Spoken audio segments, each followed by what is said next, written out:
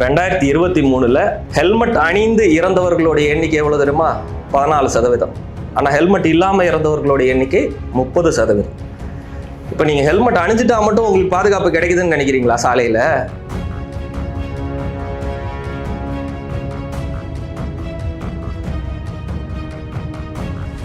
Metro சிஸ்டத்தை விட்டுட்டு பேசாம எல்லாருக்குமே பைக் வாங்கி கொடுத்துருங்களேன். மெட்ரோ சிஸ்டத்துக்கு எதுக்கு இங்க கோடி கோடியா டிரான்ஸ்போர்ட் மோடுக்கு செலவு பண்றீங்க?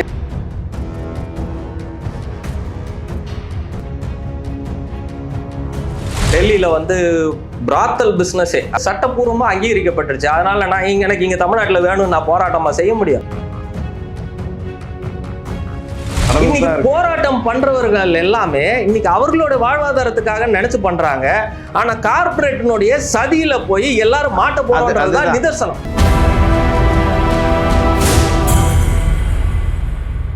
நேயர்களுக்கு வணக்கம். இன்றைய நேர்காணலில் நம்மோடு இணைந்திருக்கிறார் சுதந்திர வாடகை வாகன சங்கத்தின் ஜூட் மேத்யூ அவர்கள். வணக்கம். வணக்கம். முக்கியமாக இன்னைக்கு தமிழ்நாட்டில் மக்கள் பெரிதாக உபயோகப்படுற அந்த டிரான்ஸ்போர்ட் விஷயத்தில் இன்னைக்கு ஒரு சலசலப்பு வந்திருக்கு. குறிப்பாக கடந்த காலத்தில் திமுக ஆட்சி அப்போ அந்த ரேபிடோ சிஸ்டம் எல்லாம் ஓட்டலாம், அவங்கவுங்க சுயதொழில் மாதிரி அதை இருந்தது அப்படின்ற ஒரு பார்வையில் பார்த்து ஓகே அப்படின்ட்டாங்க. ஆனால் இன்னைக்கு வந்த தாவேக அரசு அந்த நிலைப்பாட்டிலேருந்து மாறி இருக்கு. ரேபிடோ, குறிப்பாக அந்த பைக் டாக்ஸி போன்ற வாகனங்கள் ஓடக்கூடாது, அது யூபராக இருக்கட்டும் ரேபிடோவாக இருக்கட்டும், பைக் டாக்ஸி இங்கே இருக்கக்கூடாது அப்படின்ற ஒரு பெரிய பிரச்சனை இருக்குது. மக்கள் மத்தியில் ஒரு பூதாகரமாக அந்த விஷயம் போகுது. ஏதாவது பப்ளிக்கில் அப்படி எவனாவது டூ வீலரில் மனைவியை ஏற்றிட்டு போனால் கூட நீ என்ன ரேபிடோ ஓட்டுறியா அப்படின்ற ஒரு வார்த்தை வருது இங்கே. ஏன் என்ன அந்த இல்லை, அந்த விஷுவலை மட்டும் பார்த்துட்டு நம்ம எதுவுமே அதை சொல்ல முடியாது. அது வீடியோ காணொலியில் கணவரும் மனைவியாமா உட்காந்து வீடியோ பதிவு பண்ணுறாங்க. அவர்கள் சொல்லக்கூடியதை ஏற்றுக்கொள்ளலாம். அதில் இருக்குது இது குற்றம் அப்படின்னு நம்ம சொல்ல முடியாது. அது தவறும் பட்சத்தில் அது தவறு தான். ஆனால் இன்னைக்கு ஒட்டுமொத்த இந்தியாவில் குறிப்புகளோடு சொல்ல விரும்புகிறேன். பைக் டாக்ஸி தமிழகத்தில் வேண்டாம் என்பதற்கு ஒரே காரணம் தான். இன்னைக்கு ஒட்டுமொத்த இந்தியாவில் தமிழகம் தான் முதல் மாநிலமாக முதல் விபத்தினுடைய எண்ணிக்கையிலையும் அதிகமாக இருக்குது. விபத்து நடக்கக்கூடிய இறப்புகள்லையும் தமிழகம் தான் முதல் மாநிலமாக இருக்குது.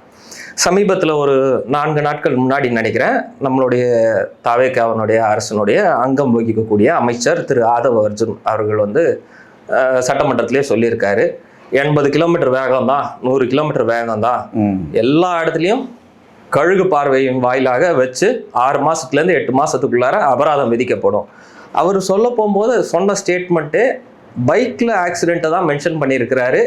ரோட்டில் நடந்து போகிறவங்கள பற்றி தான் சொல்லியிருக்காரு. ஆட்டோவோ கால் டாக்ஸியோ இல்லை லாரியிலையோ விபத்துகளை பற்றி சொல்லலை. ரெண்டாவது, நம்ம தமிழ்நாடு அரசாங்கத்தினுடைய ஸ்டாட்டிஸ்டிக்ஸை பார்க்கணும். உதாரணத்துக்கு 2023 அவங்க கொடுத்துருக்கிற டேட்டாவில் டோட்டல் ஆக்சிடெண்ட் 67,213 ஆக்சிடெண்ட். இதில் டெத்து 18,347.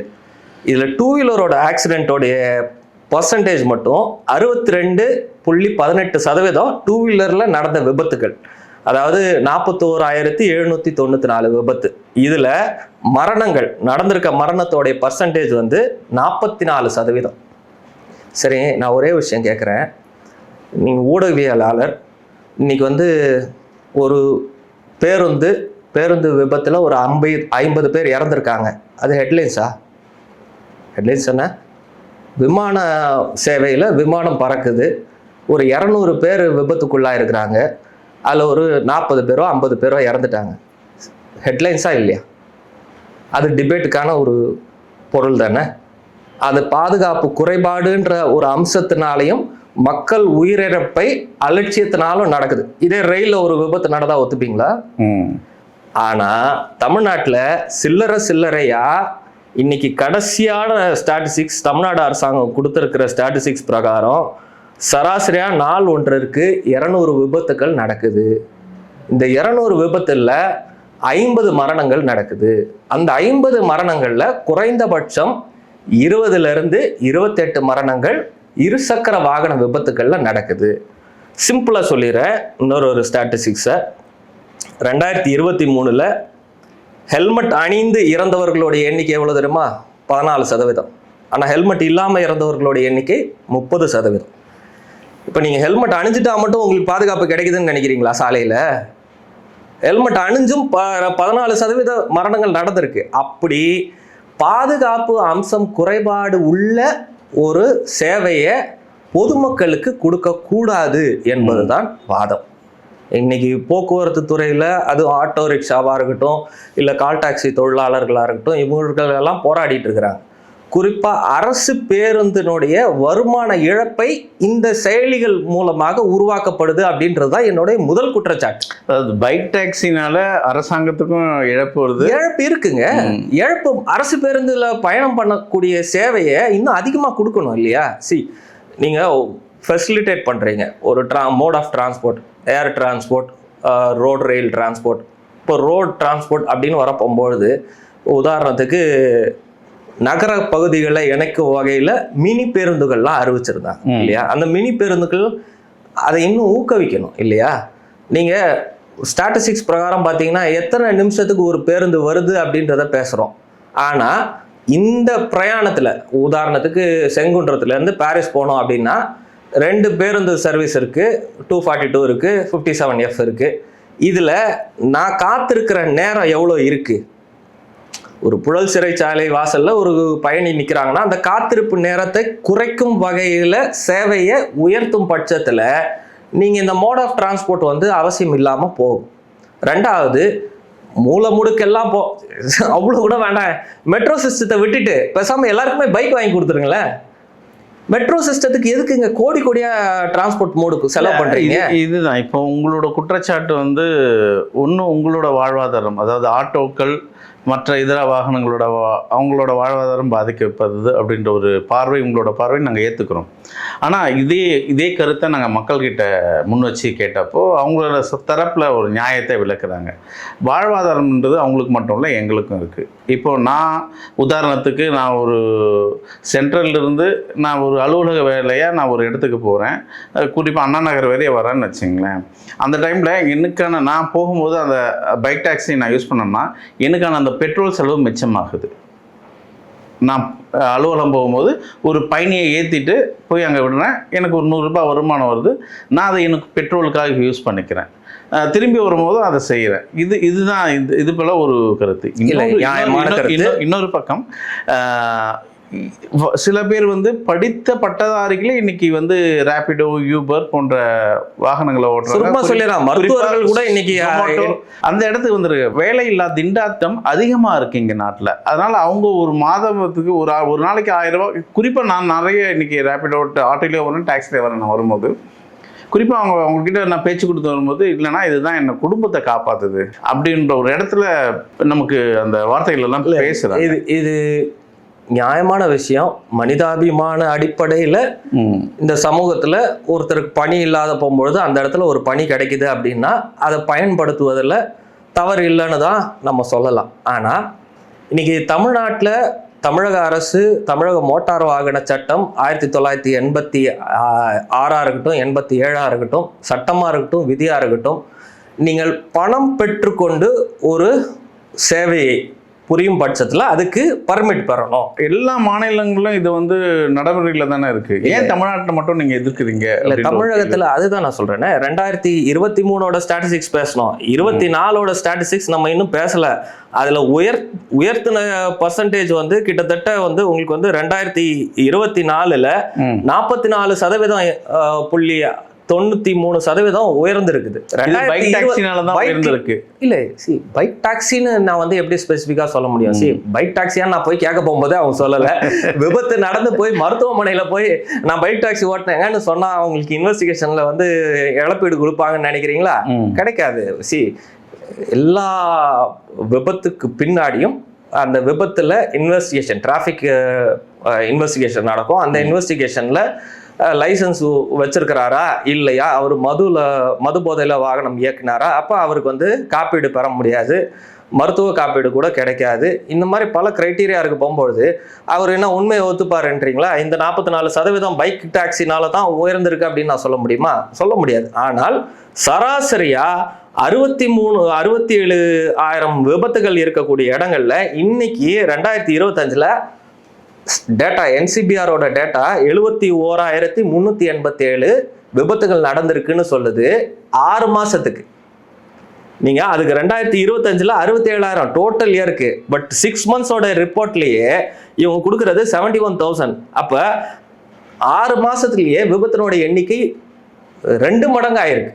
அப்ப அதை கட்டுப்படுத்த வேண்டிய இடத்துல இருக்கக்கூடிய அரசாங்கம் அவசர கதியில தமிழ்நாடு அரசாங்கம் இதை ஒருபொழுதும் அனுமதிக்க கூடாது என்பதுதான் வேலை. ரெண்டாவது, நீங்க இன்னைக்கு முக்காவாசி பெருவாரியான, நானும் நிறைய சமூக ஊடகங்கள்லாம் பார்க்குறேன், அதுல வந்து பொதுமக்களாக இருக்கட்டும், இல்லை பைக் டாக்ஸி ஓட்டக்கூடியவர்களாக இருக்கட்டும், அவர்களுடைய நியாயமான கோரிக்கை என்னன்னா, எனக்கு வேலை வாய்ப்பு இல்லை, எனக்கு வேலை வாய்ப்பு.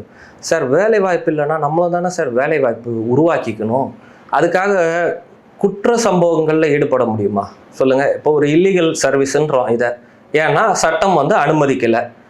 அதே வந்து போதைப் பொருளாக இருக்கட்டும், இல்லை வேற ஏதோ ஒரு குற்ற இதுவாக இருக்கட்டும், அதை வந்து ஒரு செயலி வடிவத்தில் கொடுத்துட்டா அந்த செயலி தான் சொல்லிச்சு, அதனால நான் வந்து பலிகடா, நான் வந்து அப்பாவி அப்படின்றத சொல்லிட முடியாது. நீங்கள் ஒரு செயலை செய்கிறீங்கன்னா அது தமிழ்நாடு அரசாங்கத்துக்கு இது உகுந்ததா, இது சட்டத்துக்கு புறம்பானதா?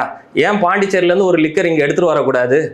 அரசாங்கத்துக்கு வரி இழப்பு உருவாகுது, அதனால ஒரு லிக்கர் அங்கேருந்து வாங்கக்கூடாது. இதே வந்து டெல்லியில் வந்து பிராத்தல் பிஸ்னஸே, அதாவது இந்த பாலியல் ரீதியான ஒரு இதுவே வந்து சட்டப்பூர்வமாக அங்கீகரிக்கப்பட்டுருச்சு. அதனால எனக்கு இங்கே தமிழ்நாட்டில் வேணும்னு நான் போராட்டமாக செய்ய முடியாது.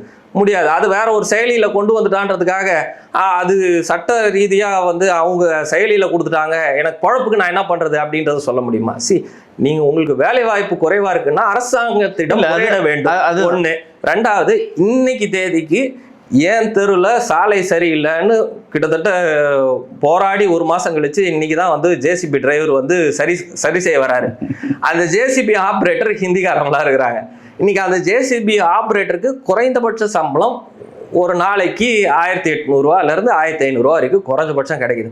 வேலை வாய்ப்பு இல்லை, அதாவது கௌரவமாக இருக்குது, இன்னும் நான் கமர்ஷியலாக பர்சனல் யூஸில் இருக்குது. என் வீட்டுக்காரர் வந்து டாக்ஸி டிரைவர், ஆட்டோ டிரைவர்னா பொண்ணு கிடைக்கிறதெல்லாம் கொஞ்சம் சிரமமாக இருக்குது. ஆனால் பைக் டாக்ஸி டிரைவர்னா பொண்ணு கொடுத்துறாங்களா என்ன?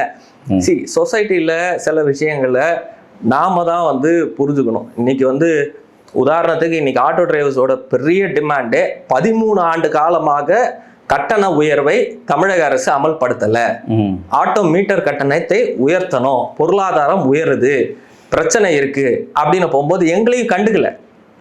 அப்போ நாங்க வந்து உங்களுக்கு வேலை இல்லை அப்படின்றதுக்காக ஏன் வேலையிலேருந்து கொடுக்கணும் அப்படின்னா எப்படி இல்லை? இப்போ பைக் டாக்ஸி பெரிய குற்றச்சாட்டை முன் வச்சு பேசுறீங்க. இப்போ ஆட்டோக்களுக்கு மட்டும் ஒரு விதிவிலக்கா என்ன? அவங்களும் கன்சியூமர் கிட்ட 100 ரூபாய் இருக்கிற மீட்டர் சார்ஜில் 200 ரூபாய் வாங்குறாங்க இல்லையா? அதை தான் நானும் சொல்ல வரேன். இப்போ அந்த கேள்விக்கு தான் நீங்க கேள்வி கேட்கறதுக்கு முன்னாடி அதுக்கு தான் பதிலும் வந்துட்டேன். சார், 13 வருஷத்துக்கு முன்னாடி 1 லிட்டர் நல்லெண்ணெய் விலை என்ன சார்? இன்னைக்கு நல்லெண்ணெய் விலை என்ன சார்? 13 வருஷத்துக்கு முன்னாடி கட்டட தொழிலாளிக்கு ஒரு சித்தாளுக்கும் மேஸ்திரிக்கும் என்ன சம்பளம் சார்? இன்னைக்கு என்ன சம்பளம் சார்? அவ்வளோலாம் விடுங்க சார். ஆவின் பாலகத்திலிருந்து 13 வருஷத்துக்கு முன்னாடி கொடுத்த பால் பாக்கெட்டினுடைய விலை எவ்வளோ, இன்னைக்கு இருக்கிற விலை எவ்வளோ? நீங்கள் மீட்டர் கட்டணத்தை உயர்த்தாம இவங்க அதிகமாக காசு வாங்குறாங்க அப்படின்னீங்கன்னா எந்த விதத்தில் இது நியாயம்? நீங்க ஓலா ஊபர்ல மாதிரியான செயலியில போய் புக் பண்றீங்களே, மீட்டர் கட்டணத்தை விட 10 ரூபாயிலிருந்து 20 ரூபாய் எக்ஸ்ட்ராவா வசூல் பண்ணிட்டு இருந்தாங்க. இன்னைக்கு தேதிக்கு அது பண்றாங்களான்றது எனக்கு தெரியல. ஆனா 10 ரூபாய் 20 ரூபாய் எக்ஸ்ட்ரா வாங்கிட்டு இருந்தாங்க. அப்போ உங்களோட நியாயம் எங்க சார் போச்சு? ஒரு கார்பரேட் நிறுவனம் வந்து 10 ரூபாய் 20 ரூபாய் எக்ஸ்ட்ரா பிளாட்ஃபார்ம் ஃபீ, இல்லைன்னா வந்து டிமாண்ட் சார்ஜ், ரெய்னிங் சார்ஜ் அப்படின்னு ஒரு சார்ஜை போட்டுட்டா நீங்க கொடுத்துட்டு போயிடுறீங்க. ஏன்னா அவன் உங்களுக்கு நம்பிக்கைக்குரிய நபராக போயிட்டான். கஸ்டமர் கேர் வச்சிருக்கிறான், உங்களுக்கு இமெயில் ஐடி கொடுக்குறான், உங்களுக்கு ஜிபிஎஸ் கொடுக்குறான், SOS அலர்ட் கொடுக்குறான். உடனே அதுதான் வந்து தரம் உயர்ந்தது அப்படின்னு நினச்சிக்கிறேன். சார், கடைசியாக சமீபத்தில் வந்த படம் ஒன்று சுட்டி காட்ட விரும்புகிறேன் சார். இந்த கோமாளின்னு ஒரு படம் வந்துச்சு, இந்த இயக்குனர் பிரதீப் ரங்கராஜன். அன்னைக்கும் இன்னைக்கும் என்னைக்கும் பிரசவத்துக்கு ஆட்டோ இலவசம் தான் சார். இது சொல்ல போகும்போது கொஞ்சம் உடம்பு சிலுக்குதான்னு எனக்கு தெரியல, எனக்கு சிலுக்குது. ஆனா நீங்கெல்லாம் வந்து ஆட்டோக்காரனை இன்னைக்கு வந்து எப்படி பாக்குறீங்க அப்படின்னா, அன்றைக்கு கை ரிக்ஷா இழுக்க வேண்டாம், அதுக்கு நான் மோட்டர் பொருத்தி கொடுக்குறேன்னு எம்ஜிஆர் ஒரு திட்டம் கொண்டு வந்தார். அதாவது எம்ஜிஆர் தான் கொண்டு வந்தார்னு நினைக்கிறேன். If I am wrong, correct me. அன்னைக்கு மனிதன் இழுக்கக்கூடாது, அவனுக்கும் ஏதோ ஒரு சலுகை கொடுக்கட்டும்ன்ற ஒரு சிஸ்டத்தை கொண்டு வந்த இந்த சொசைட்டியும் இந்த அரசும் இன்னைக்கு இருக்கக்கூடிய ஆட்டோ ஓட்டுநர்களை வஞ்சிக்குதா இல்லையா? அப்ப ஏன் பொழப்பு, ஏன் எனக்கும் வயிறு தான் சார் இருக்கு. நான் 2.25 லட்சம் ரூபாய் முதலீடு போட்டு இன்னைக்கு ஒரு ஆட்டோ வாங்குறேன். எல்பிஜி 100 ரூபா. சமீபத்தில் ஒரு வீடியோ ஒன்று பார்த்தேன். அவர் என்னமோ சொல்றாரு, என்ன பக்ரைன்ல போர் நடக்குது, சுவேஸ் கால்வாயில் வெடி வைக்கிறாங்க, இதெல்லாம் பேசினா இவ்வளோ தூரம் பேசுகிறாங்க அப்படின்றாங்க. சார், நீங்களும் அதே சொசைட்டியில் தான் இருக்கிறீங்க, நானும் அதே சொசைட்டியில் தான் இருக்கிறேன். உங்களுக்கு இன்கம் வேணும்னா எனக்கும் அது இன்கம் வேணும். என்னை அழித்து விட்டு வேறு ஒரு சர்வீஸில் மலிவான விலை கிடைக்குதுன்னு, சார் சரிங்க சார், மலிவான சேவையில் கிடைக்குதுன்னு சொல்லிட்டோம்ல, இப்போ நீங்கள் உங்கள் ஆப்பில் ஓப்பன் பண்ணுங்க சார். கிண்டிக்கு ஆட்டோவில் போகிறதுக்கு 170 ரூபா வருது சார். இதே பைக் டாக்ஸியில் போனீங்கன்னா 117 ரூபா வருது சார். நியாயமான கேள்வி நான் கேட்கட்டுமா? ஆட்டோவில் 3 பேர் பயணிக்கலாம். ஒரு போகிறதுக்கு நீங்கள் 70 ரூபா வாங்குறீங்க, ஆனால் அங்கே வரக்கூடிய கட்டணம் எவ்வளோ வருது? 56 ரூபா வாங்க வேண்டிய இடத்துல 110 ரூபா வாங்குறீங்க. நீங்கள் 3 பயணிக்கக்கூடிய ஒரு ஆட்டோ சர்வீஸு 3 ஷேர் பண்ணிக்கலாம். ஆனால் அந்த 3 பயணிக்கிறதும், நிழலில் பயணிக்கிறதும், வெயிலையும் மழையிலையும் பயணிக்கக்கூடிய சர்வீஸை எப்படி நீங்கள் உங்கள் பிம்பம் உருவாக்குறீங்க? சார், தக்காளி 1 கிலோ 100 ரூபா, அரை கிலோ வாங்கினா 50 ரூபா தான். அரை கிலோவுக்கு 70 ரூபா சொன்னீங்கன்னா கேட்பீங்களா, கேட்க மாட்டீங்களா? இல்லைன்னா அந்த கடையில் வாங்க மாட்டீங்கல்ல. சர்வீஸ் பயன்படுத்தாதீங்க. இல்லை, அதுதாங்க. இப்போ நான் ஒருத்தர் போகிறதுக்காக அந்த எனக்கு ஒரு 60 ரூபா மிச்சம் தானே நான் பைக்கில் போனேன். இது எல்லாரும் வந்து இதே மாதிரி கொடி தூக்கின்னு வந்தா நான் ஆட்சி நடத்த முடியுமா, இல்லை சொசைட்டியை வந்து இது பண்ண முடியும்? சரிங்க சார், நான் என்ன கேட்குறேன் சிம்பிளாக, ஸ்டேஷனில் வந்து போய் ஒரு புகார் கொடுக்குறீங்க, புகார் மேலே நடவடிக்கை இல்லை, லஞ்சம் வாங்குறாங்க, அது குற்றம் தானே? அந்த குற்றத்துக்கு நடவடிக்கை எடுக்க போகும்போது நீங்கள் எனக்கு ஒரு விஷயம் புரியல. நீங்க திரும்பி பேசுறது மலிவான விலை அப்படின்னா, மலிவான விலையில இது இல்லைன்னு சொல்லிட்டேன். உங்க இதுலயே வரீங்க, அரசாங்கம் சிலதெல்லாம் அட்ஜஸ்ட்மெண்ட்ல தான் விடுது. சரி, இப்போ ஷேர் ஆட்டோ அது மக்களை ஏற்றிட்டு போற ஆட்டோ கிடையாது. கரெக்ட். பேசஞ்சர் வெஹிக்கிள் கிடையாது, ஷேர் ஆட்டோ அப்படின்னு அலோவ் பண்றாங்க இல்லையா? அது ஆட்டோவா இருக்கட்டும், அந்த டாடா மேஜிக்கா இருக்கட்டும். இன்னைக்கு தமிழ்நாடு ஃபுல்லா டாடா மேஜிக்கு இது போன்ற ஷேர் ஆட்டோன்ற பேர்ல ஓடுது இல்லையா? மக்களோட வாழ்வாதாரம் இயல்பு, அது அந்த டிரான்ஸ்போர்ட்டேஷன் தேவைப்படுது உங்களுக்கு, அது யூட்டிலிட்டி பண்றாங்க சார். அதாவது மக்கள் வந்து இப்போ 3 பயணிக்கக்கூடிய ஆட்டோல ஒரு 4 பேர் உட்கார்றாங்க, இல்ல ஒரு 5 பேர் அட்ஜஸ்ட் பண்ணி உட்கார்ந்துக்கிட்டு சர்வீஸ் அவைல் பண்றாங்க. கிடையாது இல்லையா? இல்ல, ஆஸ் பர் தி லா கிடையாது.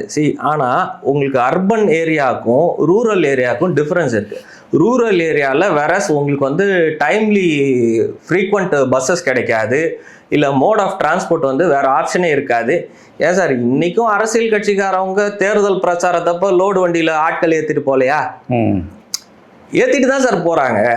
ஒரு சில இடத்துல நடக்கக்கூடிய சிஸ்டம் எரரை கொண்டு வந்து எல்லார் தலையும் திரிச்சிட முடியாது. ரெண்டாவது, நீங்கள் ஒரு விஷயம் நல்லா புரிஞ்சுக்கணும். இன்னைக்கு ரோட் டிரான்ஸ்போர்ட் டிபார்ட்மெண்ட்டுன்னா, ரோட் டிரான்ஸ்போர்ட் டிபார்ட்மெண்ட்டில் என்ஃபோர்ஸ்மெண்ட் டீமும் இருக்குது, செயலாக்கமும் இருக்குது, அமலாக்கமும் இருக்குது, செயலாக்கமும் இருக்குது. செயலாக்கம் என்ன பண்ணுது கேள்வி கேட்டிருக்கீங்களா? அமலாக்கத்துறையில் எத்தனை அதிகாரிகள் இருக்கிறாங்கன்னு கேள்வி கேட்டிருக்கீங்களா? இன்னைக்கு காவல் நிலையத்தில் போய் ஒரு புகார் கொடுத்தேன், வண்டி காணாமல் போயிடுச்சு அப்படின்னா, எங்களுக்கு சராசரியாக 10,000 பேருக்கு ஒரு போலீஸ்காரங்க இருக்கும், எத்தனை வேலை தான் நான் பாக்குறது, நீங்க உங்க வாட்டியை பத்திரமா பாதுகாத்துக்க மாட்டீங்களா அப்படின்ற ஒரு கேள்வி கேட்கறாங்க. அந்த மாதிரி தான் இந்த சிஸ்டத்திலையும் என்ஃபோர்ஸ்மெண்ட் பண்றதுல குறைபாடுகள் இருக்கு. அதுல வரக்கூடிய விஷயங்கள் இதுவா போகல. இது யாரோட தப்பு அப்படின்றீங்க? இந்த சிஸ்டம் வந்து யாரோட தப்பு? கவர்மெண்டோட தப்பு தான்.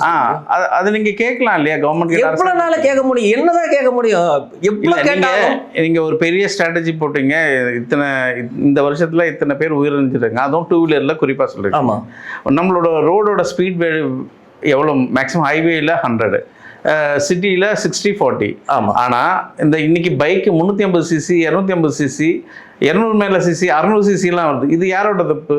பர்மிட் கொடுக்குறாங்க, கொடுக்குறாங்க, அது அரசாங்கம் தான் கொடுக்குது.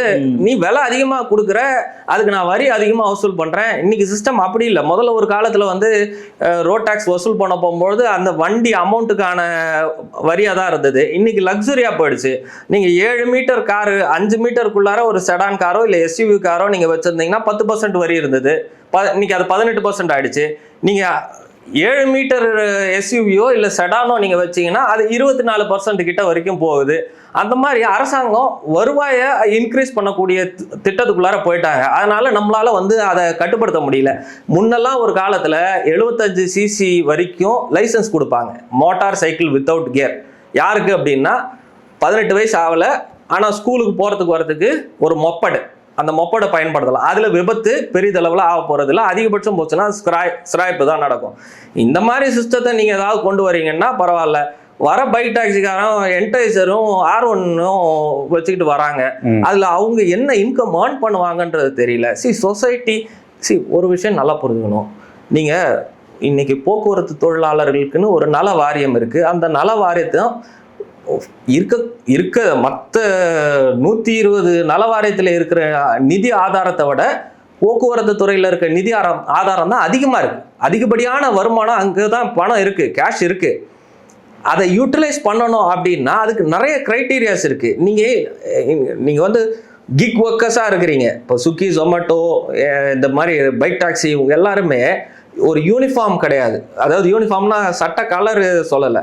நீங்கள் வந்து ஒரு தொழிலாளர் அடிப்படையில் வரல, ஒரு நீண்ட கால தொலைவு நோக்கத்தில் பார்க்க போகும்போது உங்களுக்கு வந்து ஜாப் கேரண்டியோ இல்லை அந்த ப்ரொஃபஷன் கேரண்டியோ இல்லை அதில் இன்க்ரிமெண்ட்டோ அந்த தொழில் முனைவோராகவோ ஆகிறதுக்கான வாய்ப்புகள் இல்லை. தற்காலிக தான். அந்த தற்காலிகத்தை நீங்கள் சண்டை போட்டுக்கிறீங்க. சார், நான் ஒரே ஒரு கேள்வி தான் சார் கேட்குறேன். உங்கள் கையில் ஒரு 1000 கோடி இருக்குது. நாளைக்கு இது பைக் டாக்ஸியை டீ போர்டை ஆக்கிட்டாங்க, அனுமதிச்சிட்டாங்கன்னு வைங்க. ஒரு 100,000 கோடி வச்சிருக்கிறீங்க. ஒரு 100 கோடியில் 2 வீலர் இறக்க மாட்டீங்க. ஒரு நாளைக்கு 300 ரூபா டிரைவர் இது வண்டி ரெண்டுக்கு விட்டீங்கன்னா கோடி கோடியா சம்பாதிச்சு போராட்டம் பண்றவர்கள் எல்லாமே இன்னைக்கு அவர்களோட வாழ்வாதாரத்துக்காக நினைச்சு பண்றாங்க. ஆனா கார்பரேட்டினுடைய சதியில போய் எல்லாரும் மாட்ட போறதுதான் நிதர்சனம்.